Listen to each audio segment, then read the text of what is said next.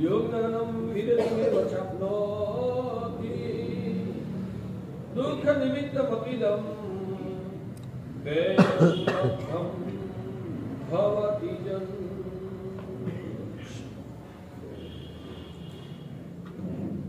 भाग्यशालियों जी भगवान।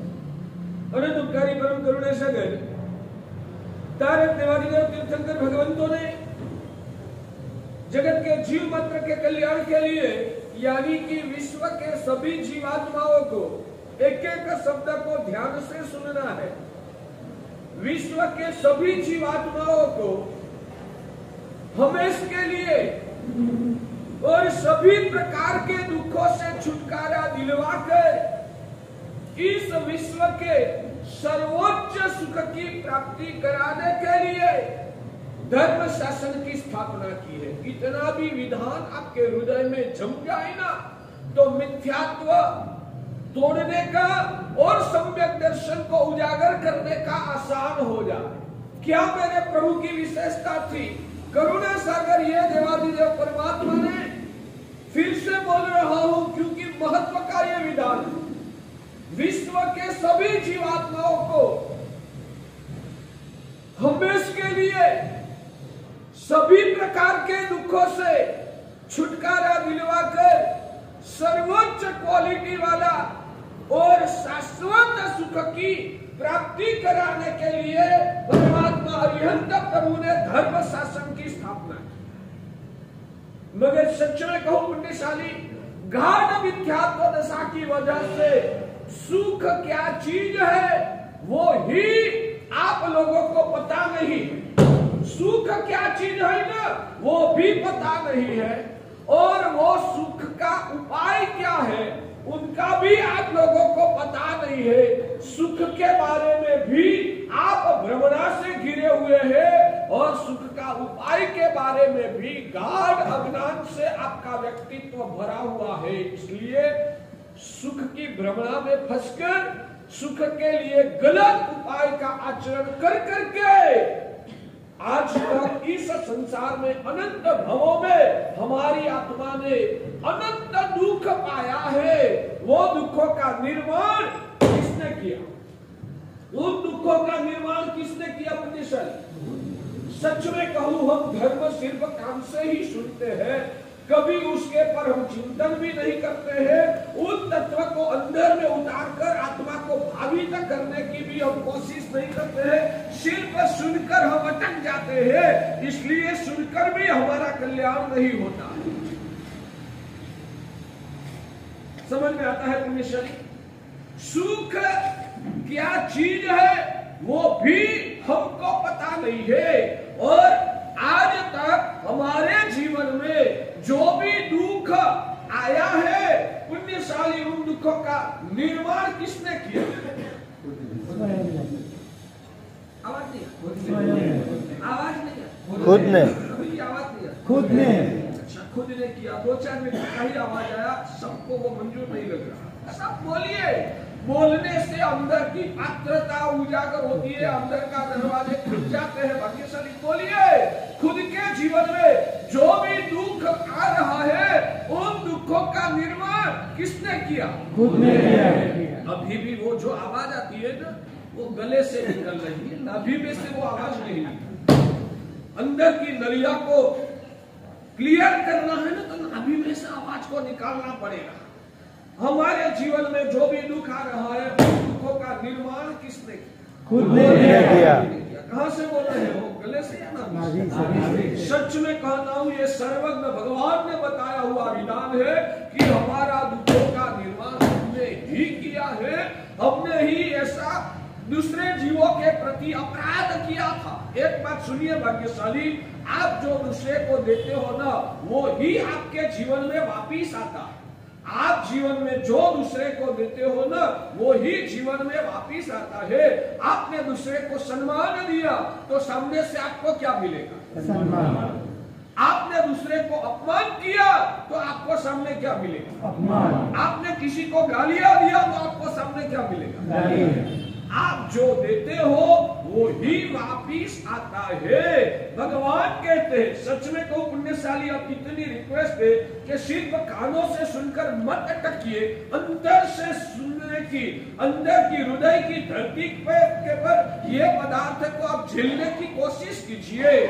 मेरे सर्वज्ञ भगवान ने यथार्थ सत्य का ये प्रतिपादन किया है कि आज तक हमारी आत्मा ने निजी भौतिक और क्षणिक, निजी भौतिक और क्षणिक, आप लोगों को सुनना ही है ना, इन शब्दों का महत्व क्या है, क्या लेना देना, सुनते रहो क्या पदार्थ मिल रहा है।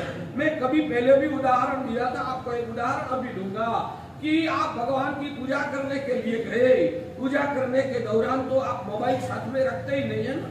पूजा करने के लिए जब मंदिर जी में जाते हैं तब तो आप मोबाइल साथ में नहीं रखते हैं ना, नहीं। और आप मंदिर जी में से जब बाहर निकले ना, उस टाइम मान लो कि कोई व्यापारी आपको मंदिर जी के प्रांगण में मिल गया और उसने बताया कि आज एक ऐसा व्यापारी यहाँ आ रहा है, तेरी लाइन का व्यापारी, तेरी लाइन का व्यापारी है, वो बड़े सिटी से नहीं विदेश से आया हुआ है और उनका करोड़ों अब्जों का व्यापार है और वो व्यापार के लिए ही, तलाश के लिए यहाँ आया है कि खुद का व्यापार यहाँ कैसे हो सके और जिनके साथ उसका ट्रेनिंग हो जाएगा ना, माला माल हो जाएगा, करोड़ों अब्जों रुपया की कमाई एक ही व्यापारी के माध्यम से हो सकती है। ऐसा आपको बताया, आपकी लाइन का व्यापार, आप मन में क्या होगा, आपको मन में क्या होगा,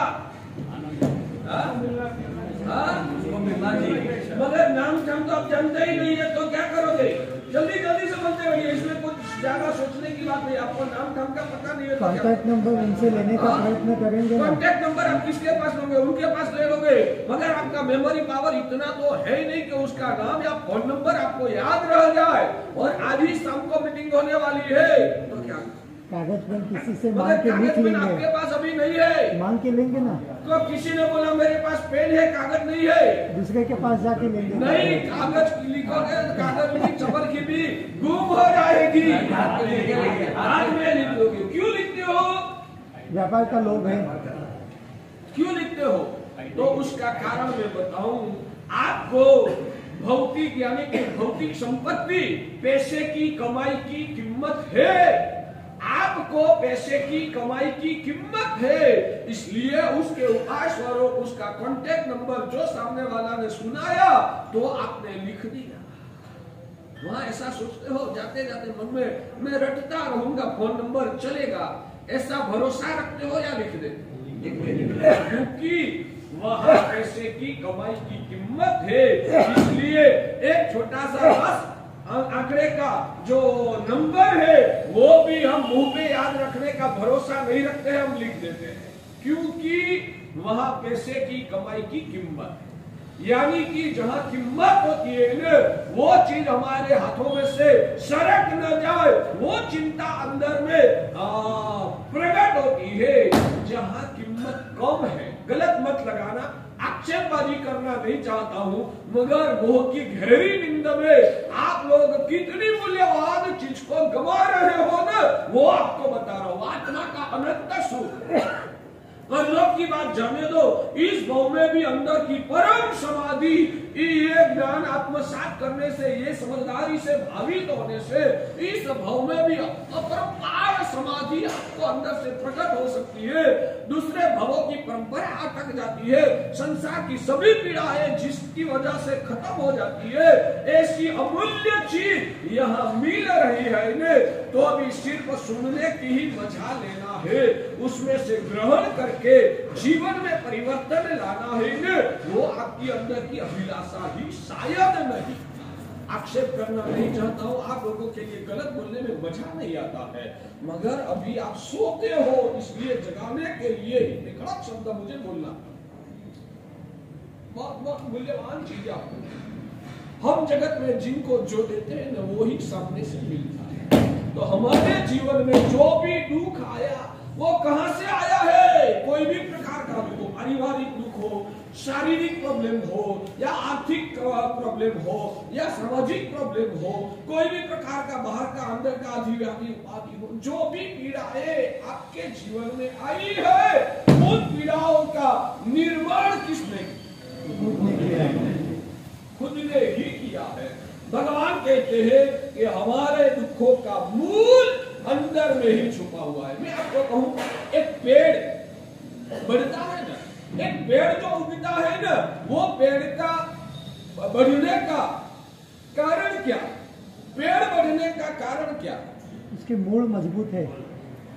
दो कारण होते हैं, एक तो अंदर का मूल जो है वो सुरक्षित है, और दूसरे नंबर में बाहर से पानी पिलाया जाता है। दोनों कारण का समन्वय होता है, दोनों कारणों का समन्वय होता है। अंदर का जो मूल है सुरक्षित है, दूसरे नंबर में बाहर से पानी पिलाया जाता है।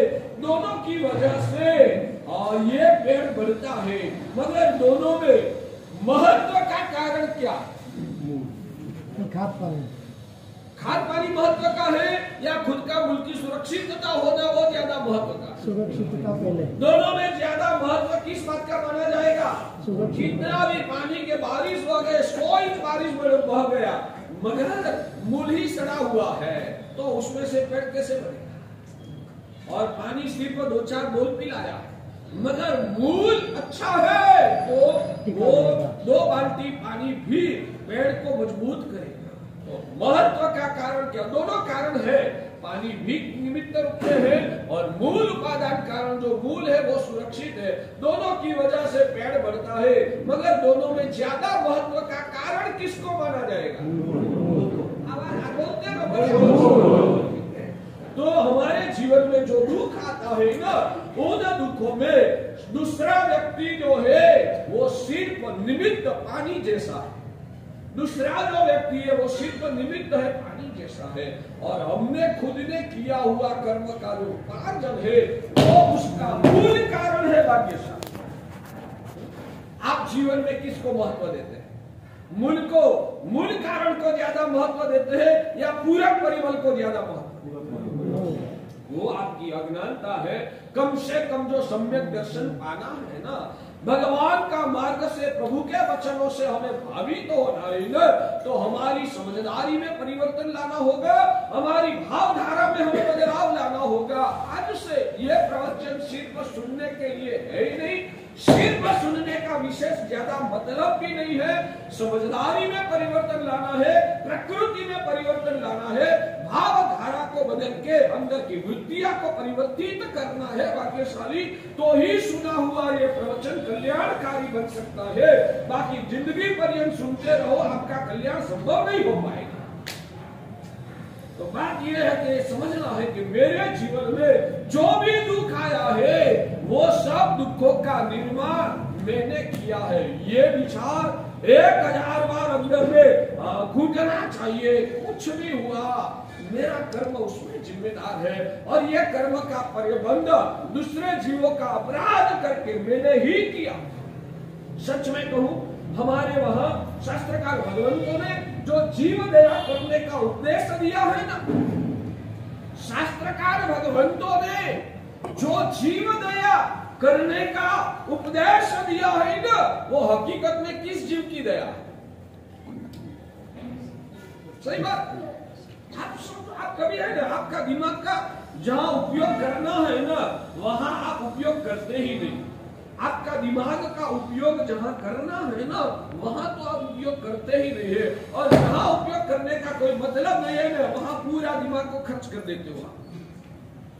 जीव दया जो करने का भगवान अरिहंत प्रभु ने जो सिखाया है ना, वो किस जीव की दया है? तत्व से दीक्षित रूप में दूसरे जीवों की दया, हकीकत में वो खुद की आत्मा की दया। क्योंकि तू दूसरे जीवों की दया करेगा ना, दूसरे जीवों को सुख और सत्ता देगा, तो तेरा ही सुख और सत्ता का निर्माण हो रहा है।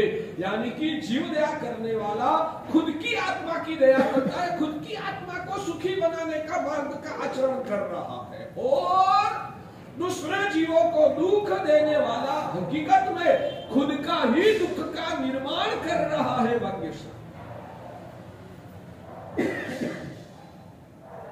अंदर जाता यहाँ तक तो जाता है, वो तो मुझे भी पता है, आप सब मेरे तो नहीं है, आप यहाँ तो मगर सवाल ये है, यहाँ तक जाने का पता चलता है, यहाँ से यहाँ जाता है या तो यहाँ से इधर चला जाता है, वो मुझे पता नहीं चलता, इसलिए मैं पूछ रहा हूँ कि कहाँ तक जाता है, कहाँ तक जाता है भाग्यशाली?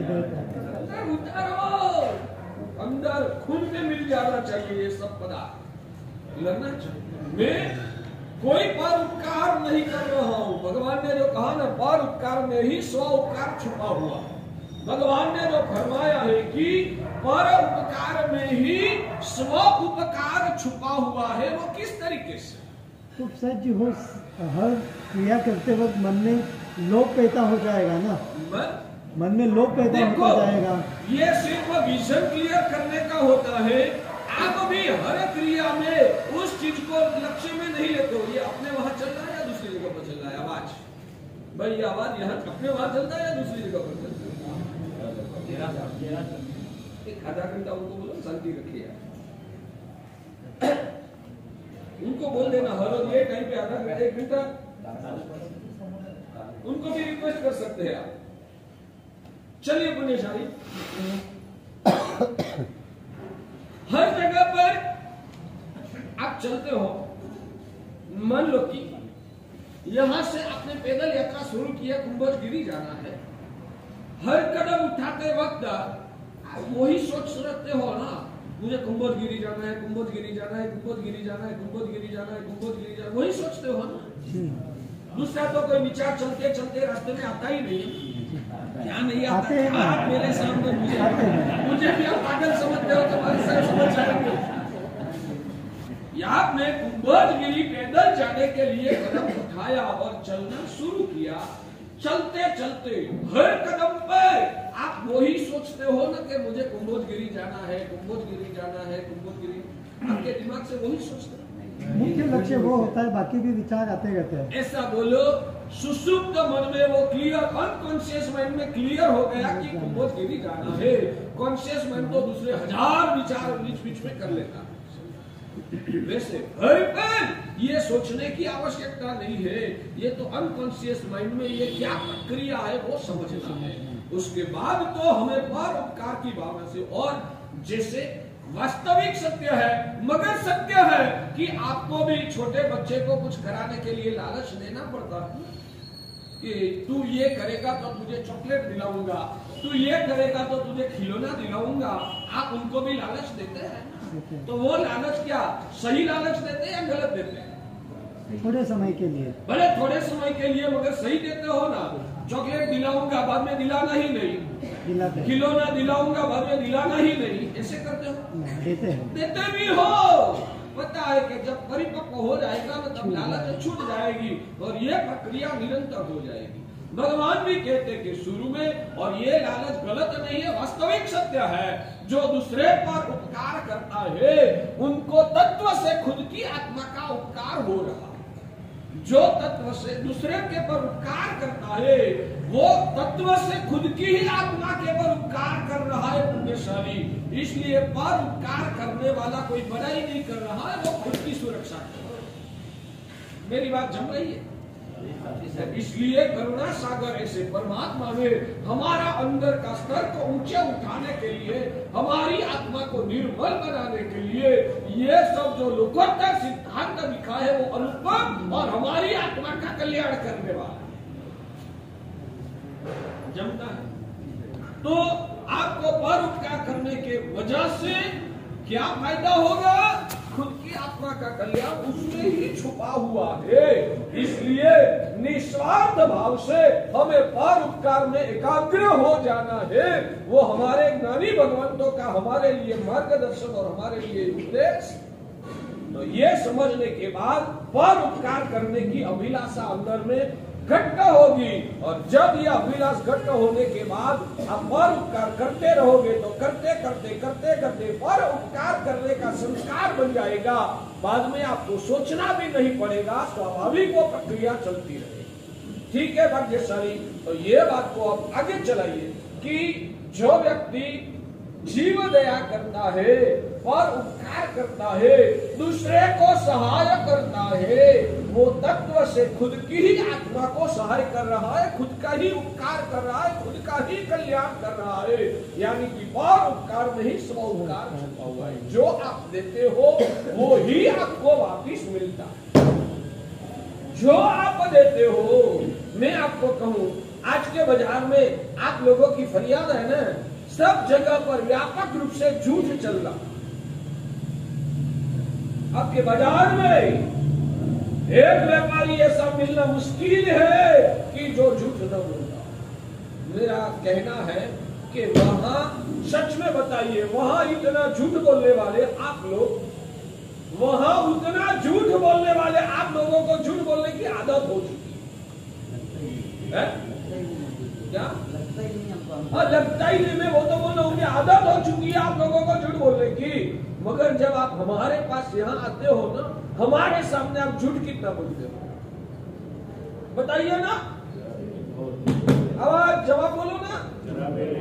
क्यों क्यों आप झूठ बोलते हैं? जो झूठ बोलते हैं ना, उसके सामने आप झूठ आसानी से बोल सकते हैं। जो खुद झूठ नहीं बोलते हैं ना, उसके सामने आया हुआ व्यक्ति कितना भी प्लानिंग करके आया हो। हमारे गुरुदेव आचार्य भगवान भद्रंकर सुरेश्वर जी महाराजा, क्या बात करूं, मैंने दीक्षा कितनी उम्र में लिया है? 8 साल की उम्र में स्कूल घर छोड़ के गुरु महाराज के पास आ गया, और 10 साल की उम्र में गुरु महाराज ने मुझे संसार त्याग करके चारित्र धर्म का दान किया। मेरे गुरुदेव आचार्य भगवान भद्रंकर सुरेश्वर जी महाराजा ने, उन्होंने हमको यहाँ क्या क्या सिखाया। उन्होंने हमको धर्म शास्त्र भी सिखाया, और उन्होंने हमको व्यवहारिक दुनिया भी सिखाया है। आप ऐसा मत समझिए कि यहाँ व्यवहार की दुनिया का ज्ञान कैसे मिलेगा। यहाँ हम जो व्यवहारिक ज्ञान हमारे गुरुवर हमको देते हैं ना, वो व्यवहारिक ज्ञान तो आपकी दुनिया में आपको कोई देने वाला नहीं। गुरु महाराज कहते थे कि थोड़े सालों पहले, 1-2 सैका पहले की बात, जब अंग्रेज शासन यहाँ आया, उससे पहले की बात, न्यायाधीश कौन होते थे? न्यायाधीश, जज बनने का पात्रता क्या थी? बोलिए, जज बनने की पात्रता क्या थी? न्यायाधीश कौन बन सकते? व्यक्ति चारित्र। तो गुरुदेव ने कहा था, पहले गुरुदेव ने क्या कहा था वो नहीं, मैं एक स्टेटमेंट बीच में देता हूं, जिसने जिंदगी में कभी भी झूठ नहीं बोला है वो न्यायाधीश बनेगा। जिसने जिंदगी में कभी भी झूठ नहीं बोला है वो न्यायाधीश बनेगा। गुरु महाराज कहते थे ना, तो कौन बन सकता था?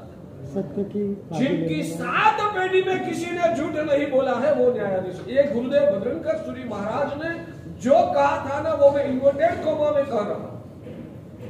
खुद ने झूठ नहीं बोला, उतना ही नहीं, खुद की 7 पीढ़ी में जिसने झूठ नहीं बोला है ना, वो व्यक्ति जज की गद्दी पे बैठ सकता। और उसका प्रभाव क्या होता था?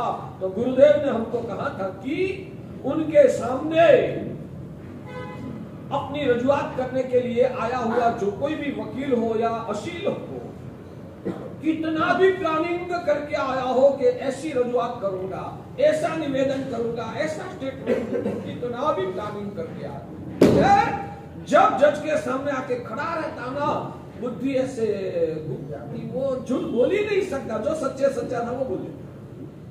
वो न्यायाधीश का अस्तित्व का प्रभाव, अपने वहां अस्तित्व का, व्यक्तित्व का, अंदर का स्वभाव का जो प्रभाव माना गया है ना, वो आज की पश्चिमी संस्कृति में तो करने से ही प्रभाव की बात है। खुद का व्यक्तित्व का प्रभाव की बात तो आज के जमाने में खत्म है। आपको पता है ना, भगवान तीर्थंकर प्रभु समवस्रण में जहां विराजमान होते हैं, जहां देशना देते हैं, जहां विचरण करते हैं, भगवान अरिहंत परमात्मा का, तो मैं तो कहूं आपको भगवान का परिचय भी नहीं है, और भगवान का दर्शन भक्ति आप कैसे कर पाओगे? मेरे भगवान कैसे थे आपको पता ही नहीं है, तो उसकी भक्ति तो आप कैसे कर पाओगे? भगवान के बारे में कहा जाता है कि उन्होंने जीव मात्र का सुख की अभिलाषा जो किया था, जीव मात्र का सुख की जो अभिलाषा किया था, उसके प्रभाव से प्रभु की ऊर्जा इतनी प्रकृष्ट हो चुकी थी कि भगवान जहां विचरते थे ना, वहां से 125 योजन तक मारी मरकी की उपद्रव खत्म हो जाते थे। भगवान का क्या भगवान ने इंद्र महाराजा को आदेश किया था कि इंद्र इतना कर देने का? भगवान की ऊर्जा का वो प्रभाव था, क्योंकि अंदर की परम करुणा, जीव मात्र के प्रति प्रीति का परिणाम का यह प्रभाव था कि प्रभु की जो ऊर्जा इतनी सक्षम हो चुकी थी कि भगवान जहां विचरते थे वहां 125 योजन तक मारी मरकी इतनी उपद्रव खत्म हो जाते थे प्रभु की ऊर्जा के प्रभाव से। शांतिनाथ दादा का जब भी दर्शन करते हो तब ये सब याद आता है। तो आप दर्शन क्या करते हो? दर्शन करने के लिए तो उनका स्वरूप और उनका जो प्रभाव और सामर्थ्य है ना, वो दिमाग में आएगा तो आप सही दर्शन कर पाओगे। वो ही पता नहीं है तो दर्शन क्या करोगे आप? और जहां भगवान समवसरण में देशना देता है ना, तो आप जानते हो वाघ और बकरी दोनों साथ में गहल करते हैं, क्रीड़ा करते हैं। सांप और नौलिया एक दूसरे के साथ प्रीति से एक दूसरे के साथ खेलते हैं। जाना है? जाना या नहीं जाना? तो ये भगवान का उपदेश से ये घटना का निर्माण हुआ है। भगवान का उपदेश से ये घटना का निर्माण हुआ है। मैं आपको कहूं, व्यक्ति का व्यक्तित्व की महानता क्या है? उनका बोलने से काम हो जाए वो उनकी महानता है, या सिर्फ उनके नाम या तो उनके अस्तित्व के प्रभाव से ही काम हो जाए वो उनकी महानता। नाम से, अस्तित्व मात्र से काम हो जाए ना, वो प्रभाव कहा जाता है। तो भगवान अरिहंत ने जीव मात्र के ऊपर जो करुणा का भाव को परिपुष्ट किया, उन भाव के प्रभाव से प्रभु की ऊर्जा इतनी सक्षम हो चुकी थी कि भगवान जहां विचरते थे वहां सांप और नौलियों भी एक दूसरे के जाति दुश्मन कहते हैं। बकरी और उंदर नहीं कहा, बिलाड़ी और उंदर एक दूसरे के साथ प्रीति करते थे। ये भगवान का प्रभाव कहां से पैदा हुआ वो पहले समझिए। ये प्रभाव पैदा कहां से हुआ? विचरते वक्त भी, ये तो समोसरण कहीं पर भी प्रभु का अस्तित्व का वो प्रभाव है कि भगवान जहां घूमते और भगवान की ऊर्जा जितनी लंबे तक फैलती है ना, वहां सब जगह पर यह प्रभाव उजागर हो जाता है। समवसरण तो एक उदाहरण के रूप में बताया कि भगवान के समवसरण में बाघ और बकरी भी साथ में खेलते थे, वो तो एक उदाहरण के रूप में समवसरण की बात किया। ये समवसरण का प्रभाव था या प्रभु का प्रभाव था? समवसरण का प्रभाव होता तो समवसरण में ही होता, और भगवान का प्रभाव है तो भगवान जहां जाते हैं वहां वो प्रभाव उजागर होगा। तो मैं वो कहना चाहता हूं कि आज आप लोगों की ऊर्जा आपने खुद ने ही बिगाड़ दिया है। आप लोगों की ऊर्जा आपने खुद ने ही बिगाड़ दिया है। आपने असत्य का सहारा लिया है, आपने पाप वासनाओं को अंदर में घुसा है, आपने भौतिक तृष्णाओं की वजह से शिष्टाचार और सदाचार को खत्म कर दिया। बाहर की दुनिया में आप कितने भी उजले लगते हो, अंदर से आपकी हालत चिंताजनक है। मैं कहता हूं कि आप लोगों ने शिष्टाचार और सदाचार को खत्म कर दिया, और अंदर से ही आप स्वयं मलिन भावों से आप अंदर से निर्माल्य हो चुके हैं। आज बाहर की दुनिया में थोड़ा कुछ नहीं, बहुत थोड़ा कम आपका जो भी प्रभाव दिख रहा है ना, वो आपका व्यक्तित्व का प्रभाव नहीं है, वो पुराने में आपने उपार्जन किया हुआ पुण्य का प्रभाव है। अभी आपके जीवन में जो भी बाहर में कुछ रोशनी दिख रही है ना, अभी आपके जीवन में बाहर के भौतिक जीवन में थोड़ी भी जो रोशनी दिख रही है, कुछ आपका नाम ठाम दिख रहा है ना, वो आपका प्रभाव नहीं है, आपका पुण्य का प्रभाव है। पुराना उपार्जन किया हुआ पुण्य की वजह से आपकी भावनाएं दिख रही है, मगर अंदर का व्यक्तित्व तो एक साफ हो चुका है। समझ में आता है? मैं जो बोल रहा हूं उसमें सच्चाई लग रही है? तो आपको क्या ऐसे ही निर्माल्य जीवन जी के जीवन को पूरा करना है, अंदर से उठना है, अंदर से आत्मा को सबल बनाना है, और आगे के लिए अंदर का व्यक्तित्व को मजबूत करना है, या सिर्फ ऐसे ही जीवन को खत्म करना? मैं सच्चाई में झूठ का सहारा नहीं लूंगा। सात्विकता से मुझे जीवन में आगे बढ़ना है। मैं भगवान का उपासक हूं, मैं गलत बोल नहीं सकता हूं, मैं गलत कर नहीं सकता। मगर वो कुमारी आज आपने है कहा, वो कुमारी आज आपने कहां टिकी है? मगर लाना है तो कौन ला पाएगा? स्वयं नहीं ला सकते। स्वयं आपकी क्या ताकत है? आप स्वयं ला सकते हैं। गुरु की कृपा से यहाँ आना है और गुरु की ऊर्जा को झेलना। यहाँ आना है, गुरु की ऊर्जा को झेलना है, अंदर से निर्धार करना है और संकल्प करके अब मैं ऐसा गलत नहीं बोलूंगा, गलत नहीं करूंगा। क्षणिक एक भाव के लिए झूठ का सहारा लेकर मेरी आत्मा को मैं मैली नहीं बनाऊंगा। वो अंदर से निर्धार करना, और वो निर्धार यहाँ ही हो पाएगा क्योंकि यहाँ गुरु की ऊर्जा का सपोर्ट है। बाहर जाके आप वो संकल्प करना चाहो तो नहीं कर पाओ। यहाँ ही संकल्प करके उस संकल्प से भाषित होकर आपको निकलना है कि जो आपको वहां भी बचा पाएगा। ठीक है पुण्य सर? तो अपनी बात वो थी।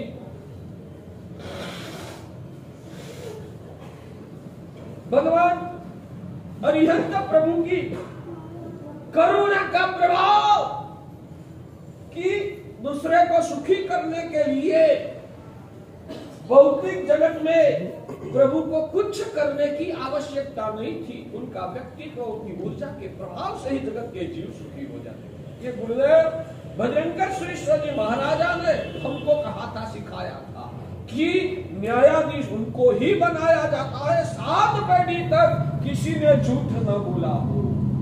तो उनकी ऊर्जा ऐसी अद्भुत होती है कि उनके सामने आया हुआ कोई भी व्यक्ति कितना भी प्लानिंग करके बोला हो तो भी वो झूठ नहीं बोल सकता। समझ में आया? तो आपकी ऊर्जा को अंदर से ऐसी बनाना है, दूसरे के प्रति प्रेम और करुणा आज सुख गई है।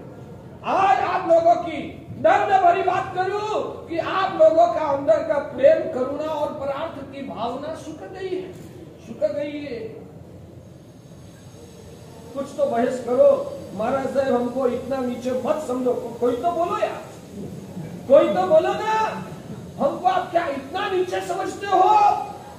हाँ, आपके लिए, मगर बोलने के पीछे का भाव मेरा गलत नहीं है। आपकी निंदा करने का, आप लोगों को नीचे गिरा के हल्का चीतरने का भाव नहीं है। आप लोगों को बचाने के भाव से मैं ये बोल रहा हूं। तो आप लोग इतने नीचे उतर गए। पर उपकार भी आप जो करते हैं ना, उसमें भी सच्चे मायने में दूसरे जीवों का प्रति प्रेम की भावना बहुत कम। एक बात समझ लेना, भगवान महावीर प्रभु का ये शासन 21,000 साल तक जिंदा रहने वाला है। तो शासन की आराधना करने वाले उत्तम आत्माओं का भी अस्तित्व रहेगा ही रहेगा। संपूर्ण जिन शासन का विनाश नहीं हुआ है तो उत्तम आत्माएं इस सभा में भी हो सकते हैं और होंगे ही। मगर मैं जनरल बात नहीं, खुद की बात करता हूँ। अपन को खुद को देखना है कि मेरी हालत क्या है। तो आप और उपकार का भी शायद जो काम करते हैं ना, वो भी खुद का अच्छा दिखाने के लिए, खुद का पुण्य बढ़ाने के लिए, समाज में खुद की प्रतिष्ठा बढ़ाने के लिए। यानी कि आप लोग जो अच्छा काम भी करते हो ना, वो भी स्वार्थ भावना से करते हो, निर्मल भावना से। आपका सुकृत भी शायद बहुत कम होगा। ठीक है? हाँ या ना? आवाज नहीं आती? बहुत ठंडे पड़ रहे हो आप। क्या पुण्यशाली, मैं जो बोल रहा हूं उसमें कोई दम या कोई सत्य है या नहीं है? सुधरना है या नहीं सुधरना है? ऐसे ही जन्म को गवा के आगे की गति में चलना है या परिवर्तन लाके सुधर के जाना है? अपन को सुधर के जाना है। कैसे सुधर पाओगे? बाहर जाके तो संकल्प करना मुश्किल है। यहाँ ही ये प्रवचन सुनते वक्त जब हृदय भिगा है ना, यहाँ ही संकल्प लगा देना चाहिए कि मैं जो करूंगा वो निस्वार्थ भाव से करूंगा, दूसरे की भलाई की भावना से करूंगा, जिसमें अंश मात्र मेरा निजी और क्षणिक स्वार्थ भाव का जहर उसमें मिलावट नहीं होगी। वैसा निर्मल भाव से आज से मैं काम करूंगा। संकल्प को बार बार रटोगे ना तो परिवर्तन आएगा। ये भाव यही टिकते, जब हम लोग बाहर जाएंगे ना तो संसार में इतनी बड़ी चीज रहती है कि हम वो बात को टिका नहीं पाते। एक बात कहूं, अब आप पेंसिल से कुछ बुक में लिखो तो उसकी गद्यता कहां तक टिकती है, और बॉल पेन से आप लिखो तो उसकी गद्यता कहां तक टिकती है, और उसको मान लो कि आपने प्रिंटेड कर दिया तो उन अक्षरों की गद्यता कब तक टिकती है, बताइए ना। उसका कारण क्या? जब लिखा झांखा, झांखा को हिंदी में क्या बोलते हैं?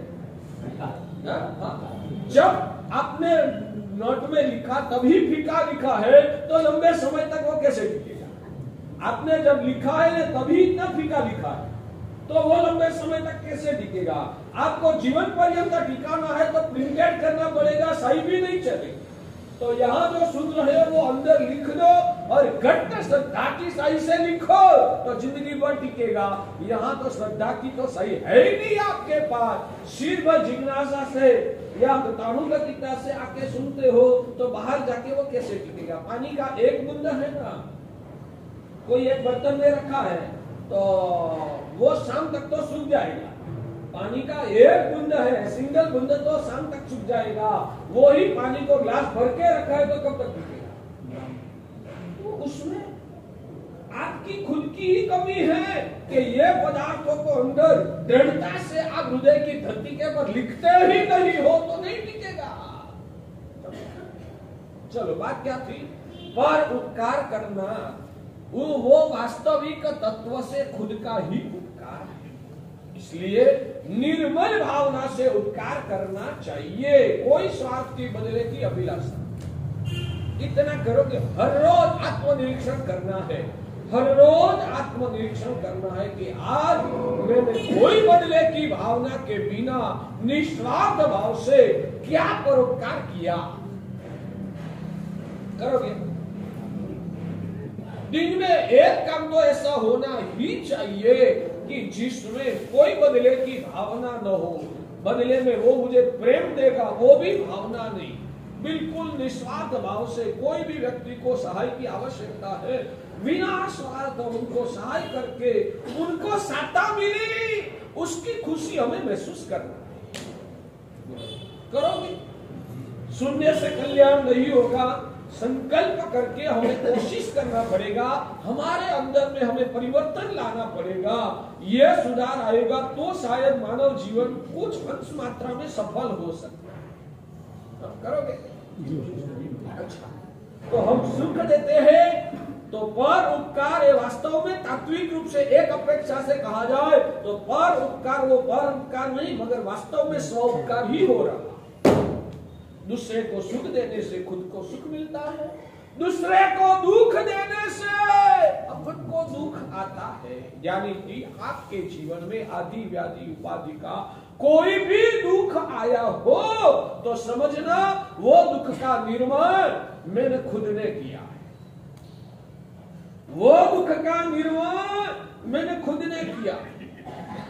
भाग्यशाली जब ये बात निकली है ना तब शास्त्र की परिभाषा की एक मजाक की बात आज संलग्न करके आपको बता दूंगा। मेरे भगवान अरिहंत प्रभु ने आत्मज्ञान प्राप्त करके हमको ऐसा समझाया है कि दुख देने वाला व्यक्ति तत्व से तेरा उपकारी, दुख देने वाला व्यक्ति तत्व से तेरा उपकारी है। जिनको सम्यक दर्शन पैदा हुआ है ना उनकी ये मानसिक भूमिका होती है कि भगवान के वचनों के पर वो विश्वास करता है और भगवान का जो दिया हुआ विचार है वो खुद का विचार बन जाता है, भगवान ने जो फरमाया वो ही वो मानता है, तो समझना कि वो सम्यक दृष्टि है। तो मेरे भगवान कहते हैं कि दुख देने वालों को भी जो उपकारी बनता है वो सम्यक दृष्टि है, दुख देने वालों को जो अपकारी बनता है भगवान कहते हैं वो मिथ्या दृष्टि है। बोला ना, क्या पूछना है? अद्भुत बात। हम दूसरे को सुख दे सकते हैं निश्चय नहीं से? आपको व्यवहार से ही देना है, आपका खुद का कल्याण करना है तो व्यवहार से आप देते रहे, ठीक है? चलिए, तो दुख देने वाला उपकारी कैसे? मैं आपको एक बात कहूं, यहां जो कर्मचारी है यहाँ का कर्मचारी का नाम क्या है? ये कचरा पोता करने वाला, उसका नाम क्या है? गौरव। एक बात सुनिए, मान लो कि यहाँ ये पाठ व्याख्यान खत्म होने के बाद साइड पे रख देने का है, वो जिम्मेदारी किसकी? ऐसे मानो तो श्रावक के रूप में आपकी। वो बात छोड़ो, प्रैक्टिकल आज की आपकी समाज व्यवस्था के अनुसार ये पाठ को समय पे व्याख्यान खत्म होने के बाद एक साइड पे रख देने की जिम्मेदारी किसकी? गौरव। व्यवहार से करो, आप श्रावक है तो हकीकत में गुरु की पाठ खुद के हाथों से स्थापन करना वो तो परम सौभाग्य है। मैं तो कहता हूँ गुरु की पाठ हर रोज यहाँ स्थापन करने के लिए चढ़ावा बुलाना चाहिए। मेरे गुरु यहाँ विराजमान होने वाले हैं और ये गुरु भगवान का अंश है। वो जिस पाठ में बैठने वाले हैं उस पाठ को प्रस्थापित करना पुण्य के बिना नहीं हो सकता है। तो श्रावक के अंदर में वो अभिलाषा रहती है कि मेरे गुरु की पाठ में। ठीक है, ये तो बीच में बात बताया। अब सामाजिक व्यवस्था के रूप में ये पाठ को उधर रखने की जिम्मेदारी किसकी? गौरव। अच्छा ठीक है, अब ये गौरव अकेला वो पाठ उठा पाएगा? नहीं उठा पाएगा। दूसरा कर्मचारी को बुलाना पड़ेगा, या तो खुद को थोड़ी ताकत ज्यादा लगा के एक पाठ खुद को ही उठा के उधर स्थापन करना पड़ेगा। जसू भी आप यहाँ हाजिर और वो अकेला है, तो वो गौरव आपको सामने से कहेगा सेठ पाठ उठा के यहाँ रखने के लिए आप उठाओगे, वो आपका सौजन्य है, आपका भक्ति भाव है। मगर गौरव आपको सामने से कहेगा ना कि सेठ आप ये पाठ मुझे यहाँ रखने में मदद करो, ऐसा बोलेगा वो नहीं बोलेगा, क्योंकि उसका सौजन्य कहो, खानदानी कहो, उसका औचित्य वही है। मगर वो तो बोलेगा नहीं। मगर जसो मान लो कि आपने उठा के वहां रखने में उनको मदद किया, उनके मन में क्या होगा? आदर। आपके प्रति आदर बढ़ जाएगा ना। सेठ जी है, फिर भी उन्होंने खुद का अहंकार नहीं रखते हुए मुझे सपोर्ट करके मेरे काम में सहाय किया, उनको खुशी होगी, आपके प्रति आदर बढ़ जाएगा। क्यों आदर बढ़ेगा? आदर क्यों बढ़ेगा? खोल के बोलिए। सहाय किया इसलिए। क्या सहाय किया? पाठ उठाने में। बोलो कि जो काम वो अकेला खुद के हाथों से नहीं कर सकता था, जिम्मेदारी उनकी थी। मगर जो काम वो खुद के अकेले हाथों से नहीं कर सकता था, वो काम करने में सेठ जी ने सहयोग किया। इसलिए सेठ जी अच्छे लगते हैं, उपकारी लगते हैं। इसलिए सेठ जी अच्छे और उपकारी लगते हैं ना। तो बोलो, जो व्यक्ति जो काम हम अकेले नहीं कर सकते हैं, मगर हमारा काम करने में जो हमको सपोर्ट करता है, वो व्यक्ति हमको अच्छा लगेगा। ये कुदरत का नियम है ना, ये कुदरत का नियम है। मेरा काम, जिम्मेदारी मेरी है, मगर मैं अकेला नहीं कर सकता हूँ। और जो व्यक्ति सामने से आकर मेरे काम पार करने में सपोर्ट करता है तो अच्छे लगते। आपको पता है ना, गज सुकुमार मुनि के कानों में सोमिल ससरा ने उनके सिर पे आग जलाई। भगवान के कानों में गोसालक ने खिले ठोके। उस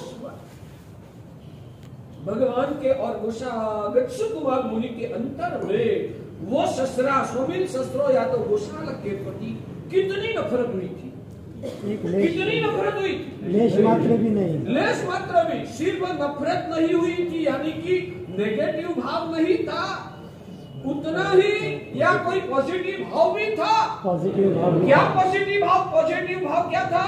कर्म निजरा में सहायक बन रहा है। ससरो साचो सगोची बांधी मुक्ति की पार। ये ससरो साचो सगोजी, साचो ससरो है जिसने बांधी मुक्ति की पार। मुक्ति की पार बांधने का उन्होंने मुझे सहयोग किया।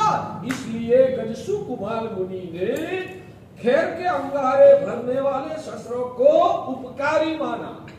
जो सिर पे आग जला के मार डालने वाला है, इसको भी गजसु कुमार मुनि ने उपकारी माना। तो गजसु कुमार मुनि को केवल ज्ञान पैदा हुआ। और अपकारी माना होता, ये दुख देने वाला गजसु कुमार मुनि ने उनके पर जो नफरत किया होता, तो क्या गजसु कुमार मुनि को केवल ज्ञान पैदा हो सकता था? भगवान महावीर प्रभु ने गोसालक ने जब कान में खिले ठोके, ये मेरा अपकारी है, मुझे दुख देने वाला है, मेरा दुश्मन है, मेरा अपराधी है, वैसा जो भगवान ने सोचा होता तो क्या भगवान को केवल ज्ञान पैदा हो सकता? भगवान को केवल ज्ञान पैदा क्यों हुआ?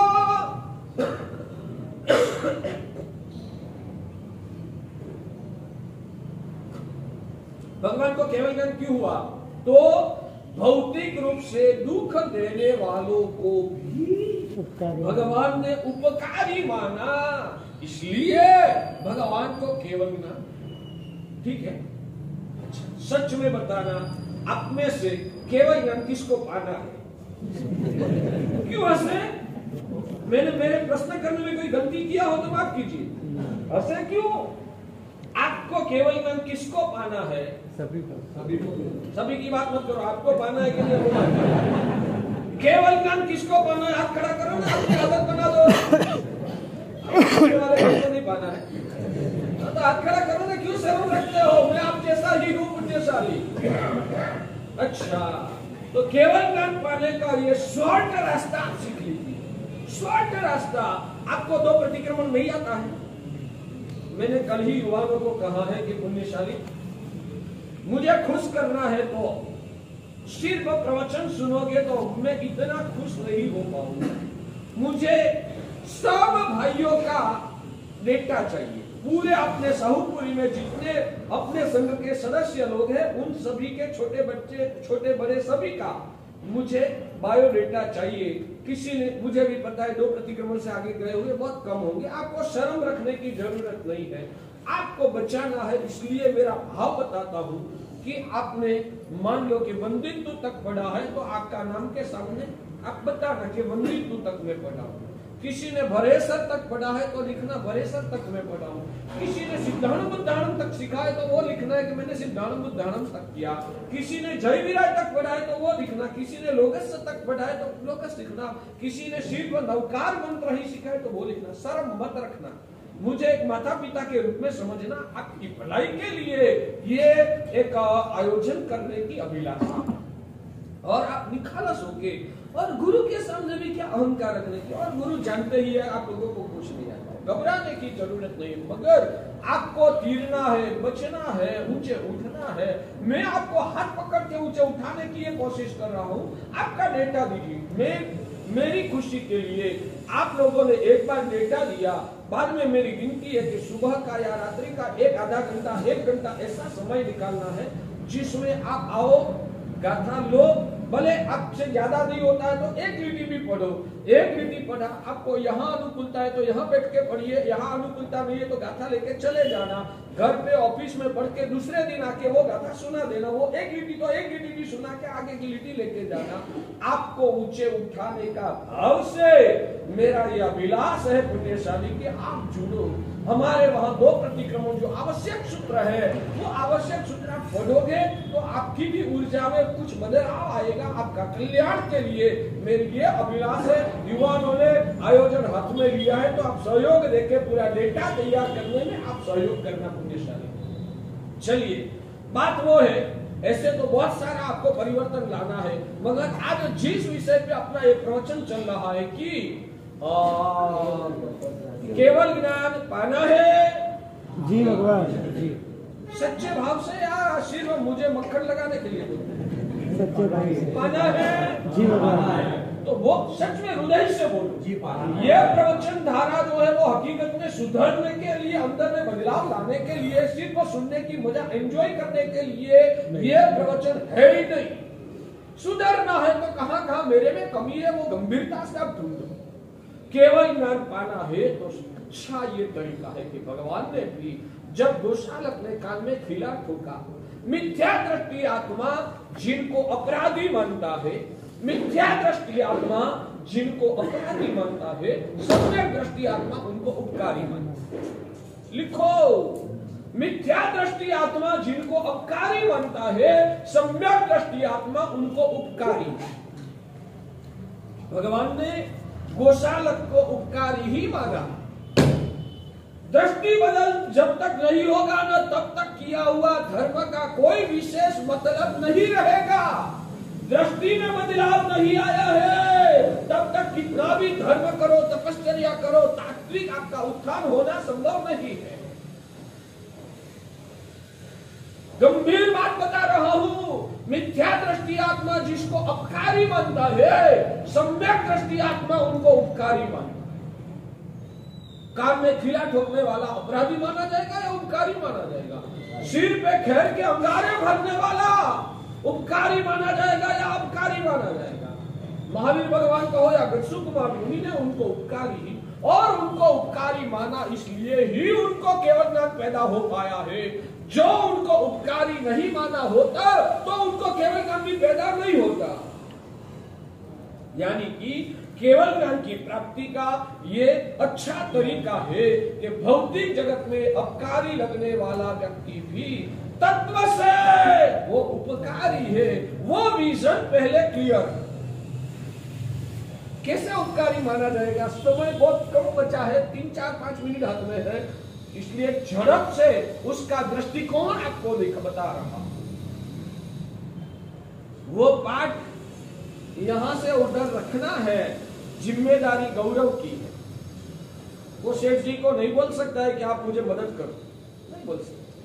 मगर जब सेठ जी ने मदद किया ना, तो सेठ जी उनके हृदय में अच्छे लगते हैं, क्योंकि मेरा काम जो मैं अकेला नहीं कर सकता था, वो काम करने में उन्होंने सपोर्ट किया, इसलिए वो अच्छे। जो अपने काम करने में मैं अकेला वो काम नहीं कर सकता हूं, और जो मुझे सपोर्ट करता है तो अच्छा लगेगा। अब मैंने कोई ऐसा कर्म बांधा है। भगवान महावीर प्रभु की बात करो, उदाहरण के रूप में 16 या 17वें भाव में जो सैया पालक के कान में शिशु रेड़ा, उस वक्त जो कर्म बांधा था, अब यह कर्म खुद ही खपाने के लिए प्रभु साधना करते ही, मगर अभी तक वो कर्म का क्षय नहीं हुआ है। प्रभु साधना करते हैं मगर अभी तक वो कर्म का क्षय नहीं हुआ। प्रभु को कर्म का क्षय तो करना ही है ना। और गोशालक ने आकर कान में खिला ठोक कर क्या किया? प्रभु का वो जो 16 या 17वें भाव का जो कर्म बांधा था ना, वो कर्म को काटने में भगवान को सपोर्ट किया। वो कर्म का क्षय करने में गोशालक ने निमित्त बनकर भगवान को सपोर्ट किया ना। ये कान में खिले नहीं ठोके होते तो वो कर्म जो उस टाइम पे खत्म हो गया वो नहीं हो पाता। तो भगवान के तो कर्म टूट गए, तो कान में खिला ठोका, उनका कर्म बंधन हुआ क्या निर्जरा हुआ? कर्म बंध हुआ, और कर्म बंध की वजह से भगवान को दया आई उसके, भगवान ने उसके पर तिरस्कार नहीं किया है। वो एक अलग मैटर है, अभी उस मैटर में नहीं जाना है। उस मैटर में जाएंगे तो आपको जो सीखने का लेवल है ना, 10वीं कक्षा में जो सीखना है वो 4थी कक्षा में सीखने के लिए लग जाओगे तो 4थी कक्षा में जो पढ़ना है वो रह जाएगा। इसलिए वो एक अलग मैटर है, उसको अलग दृष्टिकोण से सीखना है। आज तो इतना ही सीखो कि मैंने जो कर्म बांधा है, ऐसा कोई कष्ट आएगा तो ही मेरा कर्म कटेगा, बिना कष्ट वो कर्म कटने वाला नहीं है। तो जो व्यक्ति ने कष्ट दिया उसने तो मेरा कर्म को खत्म करने में सहाय किया है ना। उसने आपके साथ अपराध किया तो आपका पुराना कर्म कटेगा या नहीं कटेगा? उसने आपके पर अपराध किया, कष्ट दिया, तो आपका कर्म कटेगा या नहीं कटेगा? तो आपका वो कर्म कटने में उसका सपोर्ट नहीं होता तो वो कर्म कैसे कटता? कैसे कटता? नहीं कटता, नहीं कटता, रह जाता। तो कर्म काटना वो आपका काम है या दूसरे किसी का? आपका खुद का कर्म काटने का काम वो आपका या और किसी का? खुद का। खुद का कर्म को काटने का जिम्मेदारी खुद की है। उसमें उस व्यक्ति ने निमित्त बनकर आपके कर्म को काटने में सपोर्ट किया तो वो आपके भौतिक दृष्टि से दुख देने वाला मगर तात्विक दृष्टि से आपका कर्म को काटने में सहयोग करने वाला वो उपकारी माना जाएगा या अपकारी माना जाएगा? इतना भी जो दृष्टि आपकी परिवर्तित हो जाएगा तो जीवन जीने का तरीका बदल जाएगा। जमता है पुण्यशाली? मगर समझ में तो आया, अंदर उतारो, बाहर जाके इसके पर चिंतन करो और खुद की आत्मा के पर अनुशासन करके खुद की आत्मा को समझाओ। जब भी आपको हर रोज ऐसी तो घटना होने वाली है, किसी और किसी की ओर से कोई ना कोई प्रकार का अपराध रहेगा। किसी ने आपका 5-10 लाख रुपया दबा दिया, ठीक है, मैं छोड़ देने की बात नहीं कर रहा, व्यवहारिक प्रक्रिया से वो निकालने की आप कोशिश भी कीजिए। फिर भी वो आपसे ज्यादा तगड़ा जोरावर था, आपको सहयोग नहीं किया, दबा ही दिया, आपको लग रहा है कि अब वापिस आने का संभव नहीं है। बाद में आपके मन में उसके प्रति क्या होता है? हाँ, पहले निकालने की कोशिश करो, मैं आपके साथ सहमत हूं। आप श्रावक है, आप साधु नहीं बन गए हैं, संसारी है ना, तो ठीक है, आपका 10 लाख रुपया किसने दबाया है तो आप कोशिश पूरी कीजिए, मगर वो कोशिश करने के बाद सज्जनता को छोड़ने के बिना कोशिश करना है, सज्जनता को छोड़ने के बिना कोशिश करना, और वो कोशिश करने के बाद आ गया तो अच्छी बात है, नहीं आया तो बाद में उनको किस दृष्टि से, किस रीजन से देखना आप करते हो, मगर वहां ही परिवर्तन लाना है। मैंने पिछले भव में किसी का उनका दबाया होगा, मैंने पिछले भव में उनका किसी का दबाया होगा, वो मेरा कर्म बंद अभी मेरे आत्मा के पर अकबंद था, और ये घटना बनी, उसने मेरा 10 लाख दबा दिया, और मेरा उस निमित्त तक जो कर्म था उतना तो कर्म कटाना, तो मेरा कर्म को काटने में वो सहयोगी हुआ मेरा उपकार, यानी कि कम से कम व्यावहारिक रूप से संबंध नहीं रखना है तो ठीक है, नहीं रखो, मगर अंतर मन से मानना कि मेरा उपकारी है, मेरा कर्म को काटने में वो सहयोगी हुआ उपकारी है, ऐसा मान के तिरस्कार भाव किसी के पर नहीं करें। जब भाग्यशाली 10 पर 3 मिनट हो गई है, प्रवचन को यहाँ ही समाप्त करता हूँ।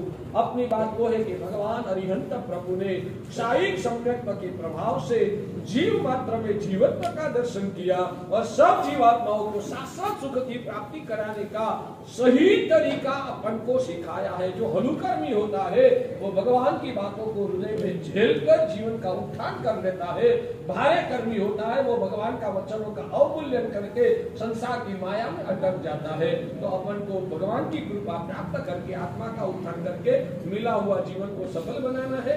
आप सब भी वो साधना में आगे बढ़ो, वही अंतर से बोल करना, वही अंतर से। धन्यवाद अमृतवाणी।